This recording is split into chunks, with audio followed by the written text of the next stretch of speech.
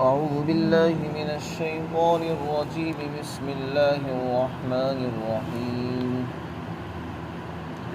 وقالوا اتخذ الرحمن ولدا لقد جئتم شيئا إدا تكاد السماوات يتفطرن منه وتنشق الأرض وتخر الجبال هدا أن دعوا للرحمن ولدا وما ينبغي للرحمن أن يتخذ ولدا إن كل من في السماوات والأرض إلا آتي الرحمن عبدا لقد أحصاهم وعدهم عدا وكلهم آتيه يوم القيامة فردا إن الذين آمنوا وعملوا الصالحات سيجعل لهم الرحمن ودا فإنما يسرناه بلسانك لتبشر به المتقين وتنذر به قوما لدا وكم أهلكنا قبلهم من قرن هل تحس منهم من أحد أو تسمع لهم ركزا۔ اور کافروں نے کہا کہ رحمان نے اولاد کو اختیار کیا ہے۔ یقیناً تم نے ایک بہت بھاری بات کہی ہے جس کی وجہ سے قریب ہے کہ آسمان پھٹ پڑیں اور زمین شق ہو جائے اور پہاڑ ٹوٹ کر گر پڑیں، اس وجہ سے کہ انہوں نے رحمان کے لیے اولاد کو تجویز کیا ہے، حالانکہ رحمان کی یہ شان نہیں ہے کہ وہ کسی کو اپنی اولاد بنائے، اور آسمانوں میں اور زمین میں جو کچھ بھی ہے وہ سب رحمان کے پاس اس حال میں حاضر ہوں گے کہ وہ بندے ہوں گے۔ یقیناً اللہ نے ان سب کو گن رکھا ہے اور ان کو اچھی طرح اس نے شمار کر لیا ہے، اور ہر ایک اس کے پاس قیامت کے دن تنہا آئے گا۔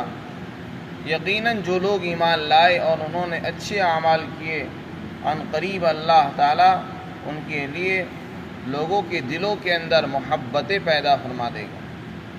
بے شک ہم نے اس قرآن کو آپ کی زبان میں آسان بنا دیا ہے تاکہ آپ اس قرآن کے ذریعے متقی پرہیزگار لوگوں کو خوشخبری سنائیں، اور اس قرآن کے ذریعے آپ جھگڑالو قوم کو ڈرائیں۔ اور بہت سی قوموں کو اور جماعتوں کو ہم نے ان سے پہلے ہلاک کیا ہے۔ کیا آپ ان میں سے کسی کے بارے میں کوئی آہٹ محسوس کرتے ہیں یا ان میں سے کسی کی کوئی بات سنتے ہیں؟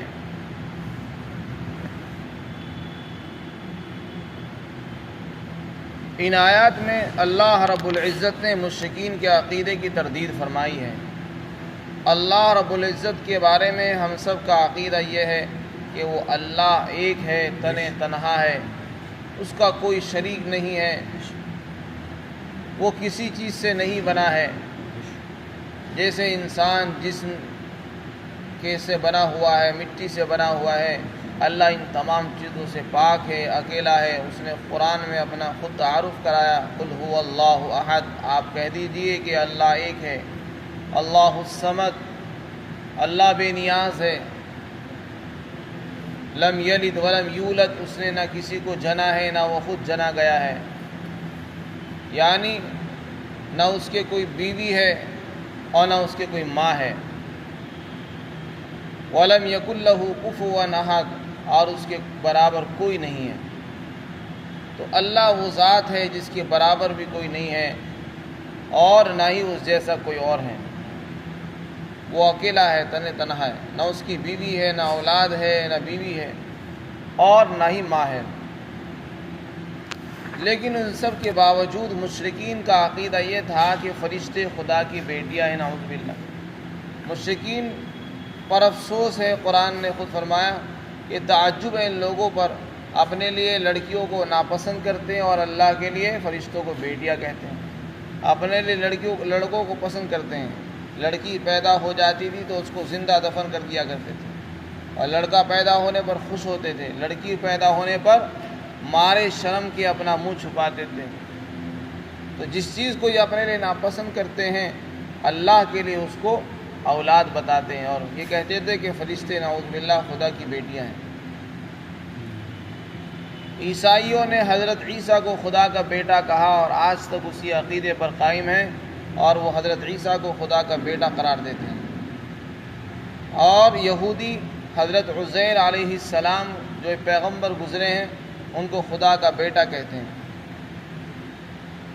تو یہ وہ عقیدے ہیں جو اسلام کے عقیدے کے بالکل سراسر خلاف ہے، اور اللہ کی طرف ان عقیدے کی نسبت وہ اللہ کے اندر عیب، اللہ کی طرف عیب کی نسبت ہے۔ اگر ہم یہ کہیں کہ اللہ صاحب اولاد ہے تو یہ نعوذ باللہ عیب کو اللہ کی طرف منسوب کرنے والی بات ہوگی، حالانکہ اللہ عیب سے پاک ہے۔ بھلا جس ذات نے آسمانوں اور زمین جیسی بڑی بڑی مخلوق کو بنا دیا ہو، اسے بھلا کسی اولاد کی بھی ضرورت پیش آئے گی؟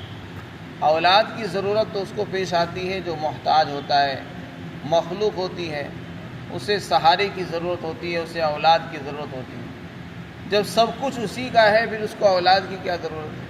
آسمان بھی اسی کا، زمین بھی اسی کی، انسان بھی اسی کے ہیں، فرشتے بھی اسی کے ہیں، ساری نعمتیں خزانوں کا مالک وہ خود ہے، پھر اسے بھلا اولاد کی کیا ضرورت پیش آ رہی ہے کہ وہ اپنے لیے اولاد بھی اختیار کریں؟ تو یہ بات عقل سے پرے کی چیزیں ہیں۔ اللہ تعالیٰ فرماتے ہیں جن لوگوں نے اللہ کے لیے اولاد کو مانا ہے یہ شرک ہے۔ قرآن میں دوسری جگہوں پر فرمایا کہ جو آدمی اللہ کے لیے اولاد کہتے ہیں یہ شرک ہے، اس لیے کہ اولاد ہم جنس ہوتی ہے، اولاد اور باپ کے اندر جنسیت ایک ہوتی ہے، یعنی اگر بیٹا انسان کی جو اولاد ہوتی ہے وہ بھی انسانی ہوتی ہے، اور جنات کی جو اولاد ہوگی وہ بھی جناتی کہلائے گی۔ ہم اللہ کے لیے اولاد ثابت کریں اور یہ کہیں کہ یہ فلاں خدا کا بیٹا ہے تو یہ اس کو ماننا پڑے گا کہ وہ بھی اسی جنس سے تعلق رکھتا ہے جس جنس سے اللہ ہے، حالانکہ خدا ایک ہے، دو نہیں ہو سکتے۔ اور جب ہم یہ کہیں گے خدا کے لیے اولاد ہے تو خدا کا دو ہونا لازم آتا ہے، تو یہ عقیدہ توحید کے بھی خلاف ہے۔ اور اللہ تعالیٰ فرماتے ہیں جن لوگوں نے یہ بات کہی انہوں نے بہت بھاری بات کہی ہے، بڑا بھاری الزام لگایا ہے۔ اس قدر بھاری چیز ہے یہ کہ قریب ہے کہ آسمان بھی اس کو برداشت نہیں کرتا، آسمان پھٹ جائیں۔ اتنی بھاری بات کو برداشت صرف اللہ ہی کر سکتا ہے، آسمان اور زمین اس کو برداشت نہیں کر سکتی۔ قریب ہے کہ آسمان اس کی وجہ سے پھٹ پڑیں اور زمین شق ہو جائے اور پہاڑ ٹوٹ کر گر پڑیں۔ یہ اتنی بھاری اور اتنا بڑا الزام اللہ کی ذات پر ہے کہ اسے زمین اور آسمان جیسی مخلوق بھی برداشت نہیں کر سکتی۔ حدیث شریف کے اندر آتا ہے کہ جتنا اللہ برداشت کرتا ہے کوئی اور برداشت نہیں کرتا، حالانکہ مخلوق اللہ پر عیب لگاتے ہیں اور اس کے لیے اولاد کے ثابت کرتے ہیں، تو لیکن اس کے باوجود بھی اللہ تعالیٰ برداشت کرتے ہیں اور سنتے بھی ہیں، پھر بھی ان کو رزق دیتے ہیں اور ان کو زندگی عطا فرما دیتے ہیں۔ حدیث شریف میں آتا ہے اللہ تعالیٰ نے فرمایا، اللہ تعالیٰ فرماتے ہیں کہ ابن آدم میرے اوپر جھوٹ بولتا ہے اور مجھے گالی دیتا ہے۔ اس کا جھوٹ بولنا یہ ہے کہ وہ یہ کہتا ہے، اس کا گالی دینا یہ ہے کہ وہ کہتا ہے کہ میں صاحب اولاد ہوں، حالانکہ مجھے اولاد کی کیا ضرورت ہے۔ تو اللہ کے لیے اولاد کو ثابت کرنا وہ ایسا ہی ہے جیسے کہ اللہ کو گالی دینا۔ تو اللہ تعالیٰ فرماتے ہیں جو آدمی ایسا عقیدہ رکھتا ہو یہ آسمان اور زمین بھی اس کو برداشت نہیں کر سکتے، یہ صرف اللہ کی برداشت ہے کہ اس نے آج تک ان لوگوں کو زندہ رکھا ہے اور ان کو ہلاک نہیں کیا، ورنہ اگر اللہ تعالیٰ چاہتا تو ایسے لوگوں کو نیست و نابود فرما دیتا۔ یہ رحمان کی شان کے خلاف ہے یہ عقیدہ کہ وہ اس کے کوئی اولاد ہو۔ پھر آگے اللہ تعالیٰ فرماتے ہیں زمین اور آسمان میں جتنی بھی مخلوقات ہیں، فرشتے، جنات، انسان، سب اللہ کے بندے ہیں اور سب اللہ کے سامنے بندہ بن کر حاضر ہوں گے۔ جب سب بندے بن کر حاضر ہوں گے پھر اس کو اولاد کی کیا ضرورت ہے؟ اور جس کو آج یہ خدا کا بیٹا کہہ رہے ہیں وہ بھی بندہ بن کر آئے گا۔ اور دیکھو اللہ کسی سے غافل نہیں ہے، ہم نے ہر ایک کو گن رکھا ہے، ان سب کو بھی گن گن کر چن چن کر جو ہے ہم نے لکھ لیا ہے، لہذا ان کی وقت پر پکڑ ہوگی، یہ بچ نہیں سکتے۔ کوئی آدمی یہ سوچے میں قیامت کے دن بھاگ جاؤں گا، بچ جاؤں گا، بچنے والا کوئی نہیں ہوگا، اللہ تعالیٰ ہر ایک کی پکڑ فرمائیں گے۔ اور فرمایا ہر ایک ہمارے پاس قیامت کے دن تنے تنہا آئے گا۔ دنیا میں کوئی کتنی سرکشی دکھا لے، لیکن قیامت کے دن ہر ایک کو تنہا تنہا خدا کے سامنے آنا ہوگا اور حساب دینا ہوگا، پھر اس دن کوئی بچ نہیں سکے گا۔ پھر اس کے بعد آگے ایمان والوں کے لیے ایک فضیلت بیان فرمائی کہ جو لوگ ایمان لائے ہیں، ایمان اختیار کرتے ہیں، مومن اور مسلمان ہیں اور نیک اعمال میں لگے ہوئے ہیں، ان کے لیے ایک فضیلت بیان فرمائی کہ اللہ تعالیٰ ان کے لیے محبتیں پیدا فرما دیتے ہیں، لوگوں کے دلوں میں ان کی محبت ڈال دیتے ہیں اور لوگ پھر ان سے محبتیں کرتے ہیں۔ دوسرے انسان تعجب کرتے ہیں کہ اس انسان سے سارے لوگ محبت کرتے ہیں، مجھ سے محبت نہیں کرتے، کیا وجہ ہے آخر؟ تو اس کی وجہ یہ ہے کہ ان کے دلوں میں ایمان ہے، اعمال صالحہ ہیں، ان کے اعمال چونکہ اچھے ہوتے ہیں تو اللہ ان کی محبت مخلوق کے دلوں میں ڈال دیتا ہے، لوگ ان سے محبت کرنے لگتے ہیں، اور دوسرے انسان کافر ان سے چڑھتے ہیں۔ اس پر ایک حدیث بھی مسلم شریف کے اندر موجود ہے، حضرت ابو ہریرہ رضی اللہ عنہ کی روایت ہے، وہ فرماتے ہیں کہ جب اللہ تعالیٰ کسی بندے سے خوش ہوتے ہیں تو جبرائیل علیہ السلام کو بلاتے ہیں اور کہتے ہیں کہ میں فلاں بندے سے محبت کرتا ہوں، تم بھی ان سے محبت کرو۔ کیا فرماتے ہیں؟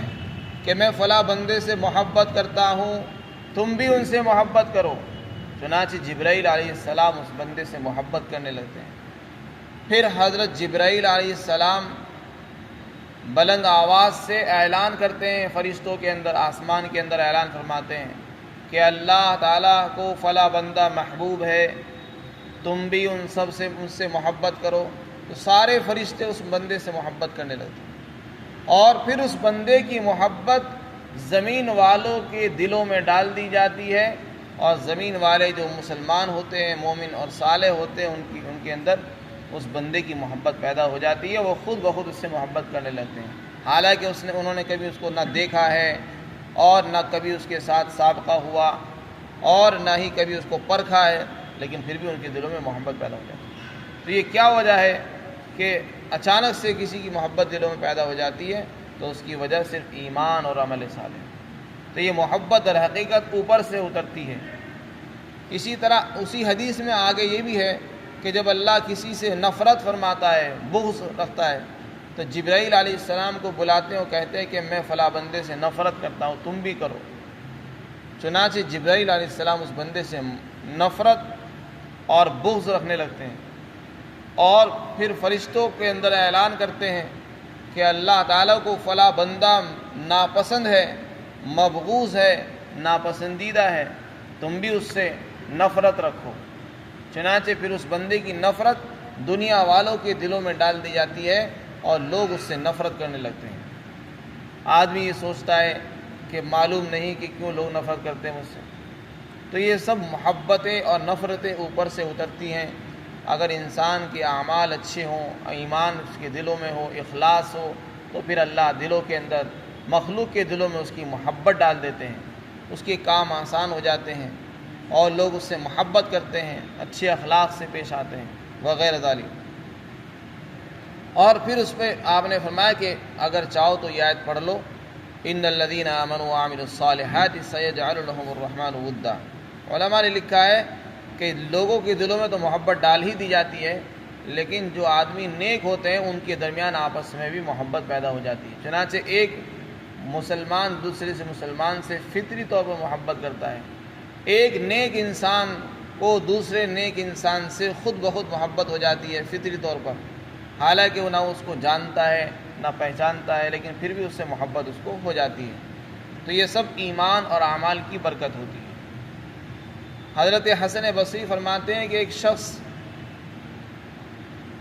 شخص نے یہ طے کیا کہ بس میں اب تو عبادت ایسی عبادت کروں گا جیسی کوئی آج تک کسی نے عبادت کی نہیں ہے۔ چنانچہ وہ مسجد میں آتا، سب سے پہلے مسجد میں آتا، سب سے اخیر میں نکلتا تھا، اور کھڑا رہتا تھا، نماز کھڑے کھڑے نماز پڑھتا تھا، اور 7 سال تک اس نے ایسا ہی کیا۔ لیکن جب وہ لوگوں کے پاس سے گزرتا تو لوگ کہتے تھے دیکھو یہ ریاکار جا رہا ہے، دکھاوا کرنے والا جا رہا ہے۔ جب اس نے دیکھا کہ میں اتنی اس قدر محنت بھی کر رہا ہوں، مجاہدے بھی کر رہا ہوں، تو لیکن مجھے لوگ ریاکار بتلا رہے ہیں، کوئی دکھاوا کرنے والا بتا رہا ہے، کوئی کچھ کہہ رہا ہے، اس طرح کے طعنے دے رہے ہیں، تو اس نے اپنے نفس سے کہا کہ اے نفس، تجھے اپنے آپ کو بدلنا پڑے گا، تو نے جو نیت کی اس کی وجہ سے یہ نتیجہ ہے، لہذا آپ نیت کو بدل۔ چنانچہ اس نے اپنی نیت کو بدل دیا اور یہ نیت کی کہ اب میں جو بھی کروں گا صرف اللہ کے لیے کروں گا، اس لیے نہیں کروں گا کہ اللہ کے میری شہرت ہو۔ چنانچہ جب اس نے نیت بدلی تو لوگ پھر اس کی طرف اچھی نیت، اچھی ارادے سے اشارہ کرنے لگے کہ یہ اللہ کا نیک بندہ ہے، مخلص ہے۔ تو خلاصہ یہ ہے کہ جب آدمی نیک نیتی کے ساتھ، اخلاص کے ساتھ عبادت کرتا ہے تو اللہ تعالیٰ اس کی محبت دلوں میں ڈال دیتے ہیں، لوگ اس سے بھی محبت کرتے ہیں۔ پھر آگے فرمایا کہ ہم نے قرآن کو آپ کی زبان میں آسان بنا دیا ہے۔ آپ صلی اللہ علیہ وسلم کی زبان عربی تھی، آپ نے کسی سے قرآن سیکھا نہیں، لیکن اللہ نے آپ کو وہ قرآن سکھایا ہے اور بتایا ہے، چنانچہ آپ اس کو پڑھتے تھے، اور جو بھی اس کو پڑھتا ہے اس کے لیے آسان ہے، حفظ کرنا آسان ہو جاتا ہے۔ چنانچہ چھوٹی چھوٹی عمر کے بچے، عرب کے ہوں، عجم کے ہوں، کالے ہو گورے ہوں، اس کو حفظ کر لیتے ہیں۔ حالانکہ دنیا کی کوئی کتاب آدمی حفظ کرنا چاہے وہ حفظ نہیں ہوتی، لیکن قرآن جیسی عظیم کتاب آسانی کے ساتھ محفوظ ہو جاتی ہے۔ اللہ فرماتے ہیں ہم نے قرآن اس لیے اتارا تاکہ آپ اس قرآن کے ذریعے متقی لوگوں کو خوشخبری سنائیں، جو گناہوں سے بچنے والے ہیں ان کو آپ اچھی خبریں سنائیں، ان کے جنت کی خوشخبری، اور جو گناہ کرتے ہیں، جھگڑالو ہیں، ان کو آپ ڈرائیں۔ پھر آگے اللہ تعالیٰ نے فرمایا کہ دیکھو یہ جو لوگ ہٹ درمی پر کمر باندھے ہوئے اور اللہ کے لیے اولاد ثابت کرتے ہیں، ان کے بارے میں فرمایا یہ لوگ یہ نہ سمجھے کہ ہم اسی طرح جو چاہے کریں اور ہمیں کوئی کچھ کرنے والا نہیں۔ اللہ تعالیٰ فرماتے ہیں ان سے پہلے تو ہم نے پتہ نہیں کتنی جماعتوں کو ہلاک کر دیا ہے، ان جیسوں کو تو ان سے پہلے بڑے بڑے طاقتور لوگوں کو ہم نے ہلاک کیا ہے۔ اور آپ یہ بتاؤ کیا ان میں سے کسی کو کوئی آپ کو نظر آتا ہے، یا ان میں سے کسی کی آہٹ سنتے ہو؟ قوم عاد، قوم سمود کا کوئی آدمی آج تک آپ کو ملا، یا ان کی کوئی یادگار، کوئی نشانی ملی؟ نہیں ملی۔ اس کا مطلب یہ ہے کہ جو لوگ دنیا میں اس سے پہلے گزر چکے ہیں وہ ان سے زیادہ طاقتور تھے، انہوں نے اپنی طاقت دکھائی، لیکن جب اللہ کے مقابلے پر آئے تو اللہ نے ان کا نام اور نشان ایسا مٹایا کہ آج تمہیں ان کا کوئی نشان نہیں ملتا، نہ کوئی تمہیں نظر آتا ان کا کوئی آدمی۔ تو جو آدمی اللہ کے خلاف کھڑا ہوتا ہے، اللہ کے مقابلے میں آتا ہے، تو پھر اللہ تعالیٰ اس کو ایسا ہی مٹا دیتے ہیں۔ تو فرماتے ہیں اللہ تعالیٰ کیا تمہیں کوئی نظر آتا ہے ان میں سے جن کو ہم نے ہلاک کیا ہے؟ کوئی نظر نہیں آتا۔ اور کیا تم ان کی کوئی آہٹ بھی سنتے ہو؟ کسی کی کوئی آہٹ نظر نہیں آتی۔ پتہ نہیں کہاں گئے، کون تھے جو اپنے آپ کو پتہ نہیں کیا کیا سمجھتے تھے، کیا کیا دعویٰ کرتے تھے، آج معلوم نہیں کہاں کون سی ہوشے کے اندر وہ پڑے ہوئے ہیں۔ فرعون جو خدائی کا دعویٰ کرتا تھا اس کا کوئی پتہ نہیں کہاں ہے۔ اور قوم عاد و قوم سمود، قوم لوط جیسی بڑی بڑی قومیں یہ ایسی ہو گئی جیسے کہ دنیا میں تھی نہیں۔ تو اللہ تعالیٰ دشمنوں کو ایسا مٹا دیتے ہیں کہ پھر ان کا کوئی نام اور نشان نہیں رہتا ہے، اور صرف نام کس کا رہتا ہے؟ اعمال صالحہ کرنے والوں۔ چنانچہ جو لوگ نیک اعمال کرتے ہیں، ایمان لائے، آج تک ان کے نام موجود ہیں۔ جنہوں نے اچھے اخلاق چھوڑے، اچھے اعمال کیے، دنیا کے اندر آج بھی ان کا نام زندہ ہے، سخی لوگوں کا نام زندہ ہے، صحابہ کا نام زندہ ہے، نبیوں کے نام زندہ ہیں، لیکن برے لوگوں کے نام مٹ چکے ہیں۔ تو نام جو زندہ رہتا ہے وہ اچھائیوں سے رہتا ہے، اچھے کردار اور اعمال سے رہتا ہے۔ لہذا کوشش کرنی چاہیے کہ ہم مرنے سے پہلے جتنے بھی اچھے اعمال کر لیں تو وہ ہمارے لیے غنیمت ہوگا۔ اللہ تعالی ہم سب کو اخلاص کے ساتھ عمل کی توفیق عطا فرمائے۔